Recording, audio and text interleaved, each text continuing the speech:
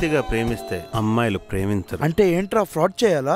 కాదు, బెదిరించమంటున్నా. అంటే ఒకప్పుడు ప్రేమను తెలపటానికి లెటర్స్, గ్రీటింగ్స్, గిఫ్ట్స్, మెసేజ్లు, మీటింగ్లు, చాటింగ్లు. కానీ అట్ ప్రజెంట్ బెదిరింపు. భయపడకపోతే చంపడమే. వామ్మో, నీలో ఏంద్రా ఈ కొత్త యాంగిల్? రివెంజ్. ప్రేమ కోసం పిచ్చోడు అవ్వడం కంటే హంతకుడు అవ్వటమే బెటర్. కానీ ఆ పరిస్థితి వీడికి రాదనుకుంటున్నా. సిగరెట్.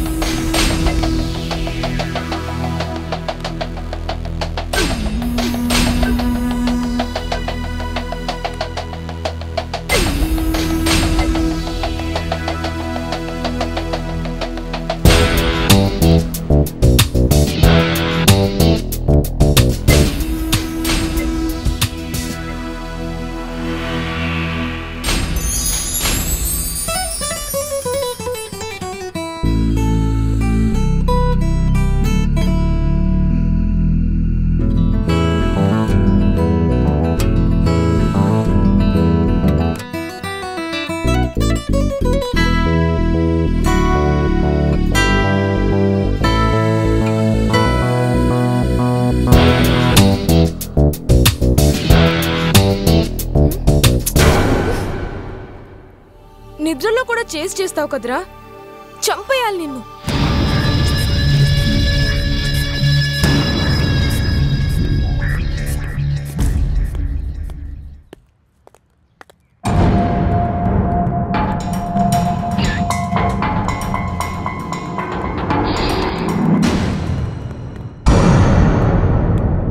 మీ అమ్మాయిలదంతా ఒకే ఫార్ములానా?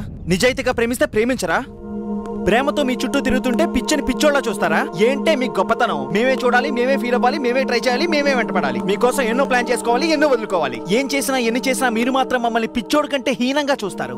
ఏ అమ్మాయి ఏ అబ్బాయికి ముందు ప్రేమ సంగతి చెప్పదు, అబ్బాయే చెప్పాలి. చెప్తే పొట్టోడని, పొడుగోడని, నల్లోడని, పేదోడని, బైక్ లేదని, కార్ లేదని వంకలు చూపి నీ మొహానికి రీఛార్జ్ చేయించడం మేం కావాల్సి వచ్చిందని అవమానపరిచి లక్ష్యాలు గిక్షాలు అని బిల్డప్లు ఇచ్చి మమ్మల్ని ఎర్రి ఎదవలు చేసి ఆడుకుంటారు. కానీ మీరు ఎన్ని చేసినా, మమ్మల్ని చీట్ చేసినా అన్ని మౌనంగా భరిస్తూ అయితే దేవదాసరా లేదంటే మెంట్లోళ్ళ మారిపోయే రోజులు పోయాయి. ఇంకా వన్ సైడ్ లవ్ చేసే ఓపిక లేదు. కత్తి కావాలో లెటర్ కావాలో డిసైడ్ చేసుకో.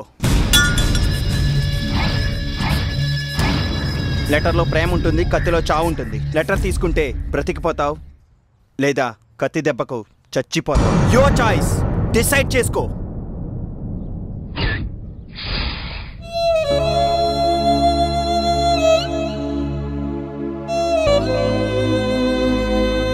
రోడ్లోను, బస్లోను, బస్ స్టాండ్లోను, హోటల్లోను, కాలేజ్లోను, గుళ్ళోను, చివరికి శ్మశానంలోను ఏదో ఒక చోట చూస్తారు, చూడగానే ప్రేమిస్తారు, కాదంటే బెదిరిస్తారు. ఆలోచించి చెప్పమంటున్నాను. నేను చదువుకోవడానికి వచ్చానా, లేదంటే నా వెంటపడి వేధించేవాడి గురించి ఆలోచించడానికి వచ్చానా? ప్రేమించలేదంటే చచ్చిపోతావు. నేను పుట్టాక 6 సంవత్సరాలప్పుడు మా అమ్మ నన్ను చిన్న చెంపదెబ్బ కొట్టినట్టు గుర్తు. నువ్వెవర్రా నా చుట్టూ 6 నెలలు తిరిగానంటున్నావు, నన్ను చంపుతానంటున్నావు?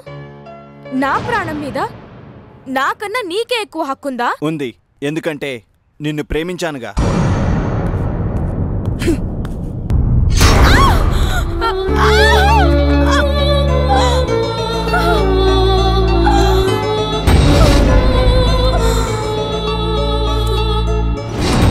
చావే చావు.